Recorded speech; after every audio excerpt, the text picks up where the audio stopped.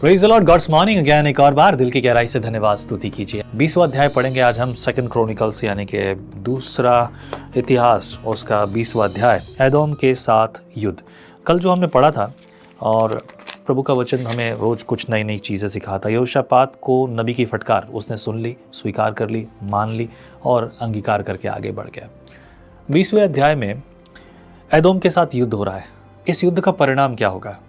क्योंकि यहाँ पर उसने अंगीकार किया था, सब कुछ अच्छा था, लेकिन एदोम के साथ जो युद्ध हो रहा है उस युद्ध को देखते हैं कि क्या है। युद्ध हमेशा तकलीफ तो देता है, लेकिन युद्ध के पीछे भी एक योजना है। Chapter 20 verse 1। इसके बाद मोआबियों और अम्मोनियों ने और उनके साथ कई मुनियों ने युद्ध करने के लिए यहोशापात पर चढ़ाई की। तब लोगों ने आकर यहोशापात को बता दिया, ताल के पार से एदोम देश की ओर से 1,00,000 भीड़ तुझ पर चढ़ाई कर रही है, और देख वह हस्सासोन्ता मार तक, जो एनगद्दी भी कहलाता है, पहुंच गई है। तब यहोशापात डर गया और यहोवा की खोज में लग गया और पूरे यहूदा में उपवास का प्रचार करवाया। अतः यहूदी यहोवा से सहायता मांगने के लिए इकट्ठा हुए, वरन वे यहूदा के सब नगरों से यहोवा से भेंट करने को आए। विपत्ति आती है तभी हम अपने उद्धारकर्ता को पुकारते हैं कि बचा ले, बचा ले, बचा ले। पहले क्यों नहीं?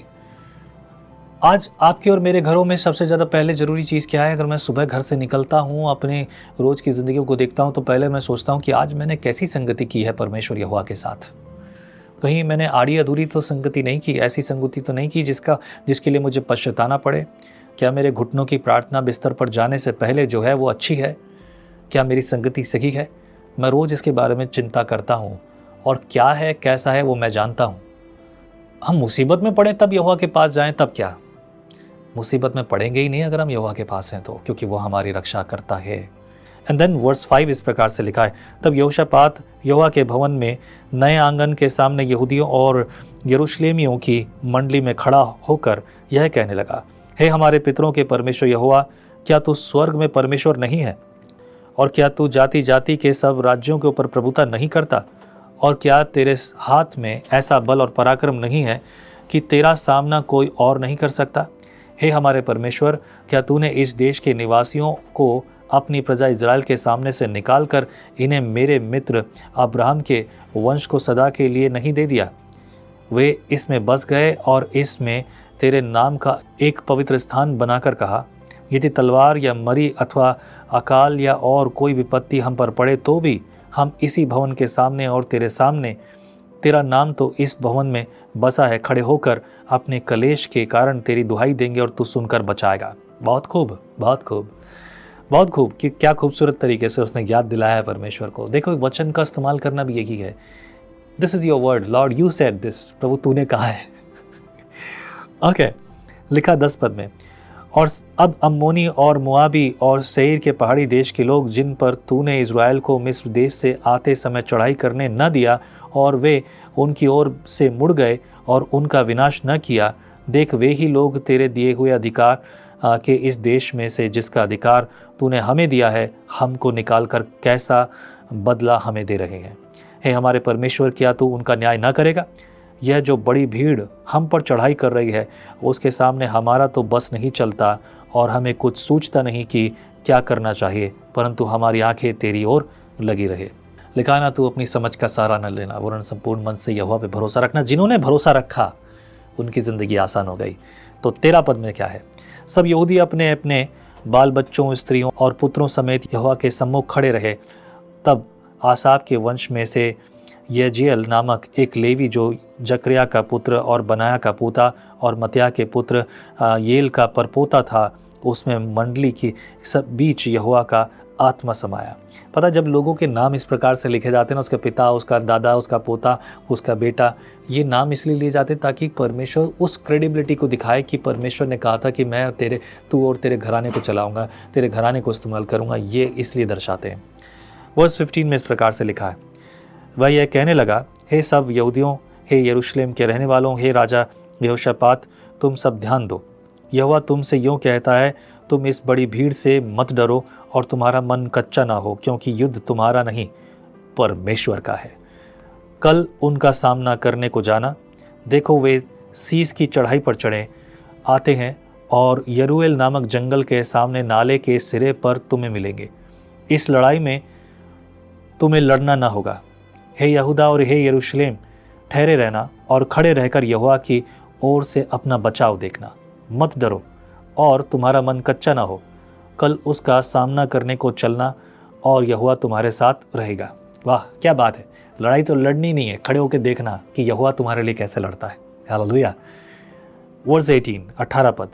तब यहोशापात भूमि की ओर मुंह करके झुका और सब यहूदियों और यरूशलेम के निवासियों ने यहोवा के सामने गिर के यहोवा को दंडवत किया। कहातियों कोरेयों में से कुछ लेवी खड़े होकर इज़राइल के परमेश्वर यहोवा की स्तुति अत्यंत ऊंचे स्वर से करने लगे। हालेलुया। प्रभु की स्तुति हो। प्रभु तेरे जैसा कौन, तेरी भलाई सदैव की है। हालेलुया। दे वर वंडरफुली प्रेजिंग। अरे जान बच गई तो लाखों पाए, ऐसी कहावत है ना, तो वो जो भी है, पर यहाँ पर यहोवा ने जान बची तो हमने यहोवा पाया। 20 पद। वे सवेरे उठकर तकाव के जंगल की ओर निकल गए और चलते समय यहोशापात ने खड़े होकर, हे यहूदियों, हे यरूशलेम के निवासियों, मेरी सुनो। अपने परमेश्वर यहोवा पर विश्वास रखो, तब तुम स्थिर रहोगे। उसके नबियों की प्रतीति करो, तब तुम कृताग्र हो जाओगे। तब उसने प्रजा के सब सम्मति करके कितनों को ठहराया, जो कि पवित्रता से शोभायमान होकर हथियारबंदों के आगे आगे चलते हुए यहोवा के गीत गाएं और यह कहते हुए उसकी स्तुति करें। मतलब ये देखो, युद्ध में लड़ने जाते हैं तो ललकारते, ये मार देंगे, काट देंगे, ये करने जाते हैं। लेकिन यहाँ पर ऐसा कुछ नहीं था। यहाँ यहोवा के गीत गाए जा रहे हैं, बिकॉज यहाँ पर उनका विजय यहोवा है। हालेलुया। और देखो ये लिखा है, यहोवा का धन्यवाद करो क्योंकि उसकी करुणा सदा की है। 22 पद में इस प्रकार से लिखा है, जिस समय वे गाकर स्तुति करने लगे, उसी समय यहोवा ने अम्मोनियों और मोआबियों और सेईर के पहाड़ी देश के लोगों पर, जो यहूदा के विरुद्ध आ रहे थे, घातकों को बैठा दिया और वे मारे गए, क्योंकि अम्मोनियों और मोआबियों ने सेईर के पहाड़ी देश के निवासियों को डराने और सत्यानाश करने के लिए उन पर चढ़ाई की। और जब वे सेईर के पहाड़ी देश के निवासियों का अंत कर चुके, तब उन सबों ने एक दूसरे को नाश करने में हाथ लगाया। मतलब आपस में एक दूसरे को नाश करने में लगे हुए हैं, which is quite different thing, right. And then जब उसके बाद 24 पद में लिखा है, वर्स 24, जब यहूदियों ने जंगल की चौकी पर पहुंचकर उस भीड़ की ओर दृष्टि की, तब क्या देखा कि भूमि पर पड़े हुए शव हैं और कोई नहीं बचा। तब यहोशापात और उसकी प्रजा लूट लेने के लिए और शवों के बीच बहुत सी संपत्ति और मनभावने गहने मिले। उन्होंने इतने गहने उतार लिए कि उनका न ले जा सके, वरन लूट इतनी मिली कि बटोरते बटोरते 3 दिन बीत गए। उन्होंने चौथे दिन को बाराक नामक तराई में इकट्ठा हुए और वहाँ यहोवा का धन्यवाद किया। इस कारण उस स्थान का नाम बराका की तराई पड़ा, जो आज तक है। तब वे अर्थात यहूदा और यरूशलेम नगर के सब पुरुषों और उनके आगे आगे यहोशापात आनंद के साथ यरूशलेम लौटे, क्योंकि यहोवा ने उन्हें शत्रुओं पर आनंदित किया। अतः वे सारंगियों, वीणाएं और तुरही बजाते हुए यरूशलेम में यहोवा के भवन को आए। तब वे देश देश के सब राज्यों के लोगों ने सुना कि इज़राइल के शत्रुओं से यहोवा लड़ा। तब उनके मन में परमेश्वर का डर समा गया। इस प्रकार यहोशापात के राज्य को चैन मिला, क्योंकि उसके परमेश्वर ने उसको चारों ओर से विश्राम दिया था। Hallelujah, praise the Lord. और प्रभु यहोवा भला है और उसने भलाई अपने लोगों पर बहुतायत से की है, उन पर जो भरोसा रखते हैं। और जिन्होंने भरोसा नहीं रखा, उनके बारे में तो सुन लिया आपने, उनका क्या हुआ। वर्स 31, यूँ यहोशापात ने यहूदा पर राज्य किया, और जब वह राज्य करने लगा तब वह 35 वर्ष का था और 25 वर्ष तक यरूशलेम में राज्य करता रहा। उसकी माता का नाम अजूबा था, और जो शिली की बेटी थी वह अपने पिता आसा की लीक पर चला और उससे न मुड़ा, अर्थात जो यहोवा की दृष्टि में ठीक है वही वह करता रहा। तो भी ऊंचे स्थान ढहाए न गए, वरन अब तक प्रजा के लोगों ने अपना मन अपने पितरों के परमेश्वर की ओर न लगाया था। आदि से अंत तक यहोशापात के और काम हनानी के पुत्र यहू के विषय में उस वृत्तांत में लिखे हैं जो इज़राइल के राजाओं के वृत्तांत में पाया जाता है। इसके बाद यहूदा के राजा यहोशापात ने इज़राइल के राजा अजया से जो बड़ी धृष्टता करता था मेल किया, अर्थात उसने उसके साथ इसलिए मेल किया कि तर्शीश जाने को जहाज बनवाए, और उन्होंने ऐसे जहाज एस्योन गेबेर में बनवाए।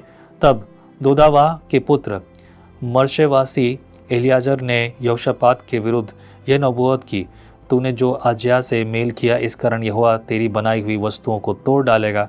अतः जहाज टूट गए और तर्शीश को न जा सके। योजनाएं तो बनाता मनुष्य है, लेकिन उनका पूरा होना यहोवा की ओर से है। Let me tell you one thing, you have to think about this. आपको सोचना होगा इसके बारे में कि परमेश्वर आपसे प्रेम करता है और वो चाहता है कि आप उससे प्रेम करें, उसके अनुसार रहें। और जिससे यहोवा परमेश्वर प्रेम करता है, परमेश्वर उसे उसके अनुसार देखना चाहता है। Are you ready for this? क्या आप इसके लिए तैयार हैं? This is what you need to think. आपको ये सोचना चाहिए, ये मनन करना चाहिए। Let's pray and ask Lord, thank you for this beautiful day. प्रभु आज के दिन के लिए धन्यवाद। प्रभु आशीषित कर, बुद्धि दे, ज्ञान दे, ताकि सब बातों में हम तुझे पहला स्थान दें। और प्रभु अपने दिन इससे पहले कि बुरे हो जाएं, हम तेरे साथ अच्छी संगति करें, ताकि वो करें परमेश्वर जो तू चाहता है, तेरी मर्जी पूरा करें। तेरी इच्छा जैसे स्वर्ग में पूरी होती है वैसी हमारे जीवन में हो।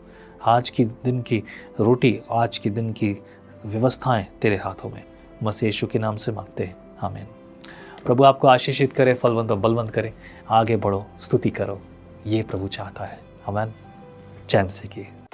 हम हमेशा सोचते हैं कि शायद मैं भी बाइबल कॉलेज जाकर बाइबल को अच्छे से सीखता, और अब आपके लिए है visionary TV, deep Hindi Bible study के लिए।